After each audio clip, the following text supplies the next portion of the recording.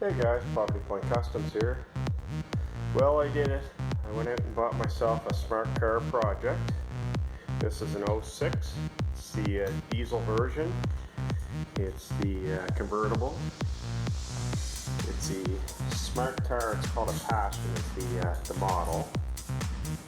Got the nice aluminum rims on it. It's actually not bad shape. There's a few little touch-up areas the previous owner did. So there's a little bit of rust on it. Another shot from the driver's side. Driver's side's actually in really good shape. So this is going to be a little project for my channel. If you follow my channel, you can see I've restored a farm track, and I do a lot of antique video games and antiques and house renos and whatnot. Let's take a look on the inside. The inside actually has a really nice red and black interior. It's fairly filthy, needs a good cleaning. Needs the back trim pieces put back on both sides. The issue with this car is it's actually running in limp mode right now. If people aren't familiar with smart cars, when it's in limp mode means there's an issue. It could be an electrical issue, a sensor issue, an issue with the fuel pump, filter, or whatnot. And it only allows you to actually rev the car up to 3,000 RPMs. There's the clock in the RPM gauge.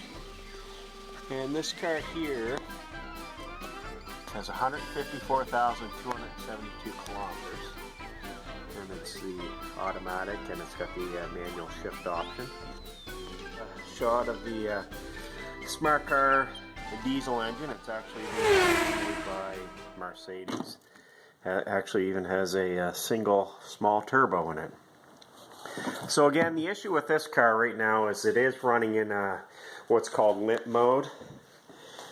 And with that, it could be a number of issues, or it could be something small. It could be a bad ground or whatnot. And the only issue with these cars is in order to actually read the codes, you actually need to go to a Mercedes dealership.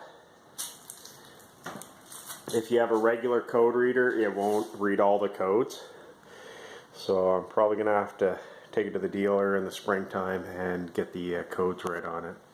The top down, and the two side panels on both sides go from there to there are actually taken off and stored in the rear tailgate area.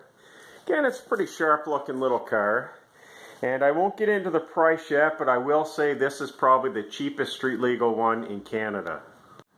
Another angle again. Like I said, this is probably the cheapest street legal Smart Car convertible that you'll be able to find in Canada. So what the goal is in this little Smart Car series is to actually get everything 100% fixed on this and on the road cruising for. Okay guys, stay tuned for this video series, and we're going to go over this 100% front to back. Like I said, get everything 100% mechanically working, get rid of that limp mode.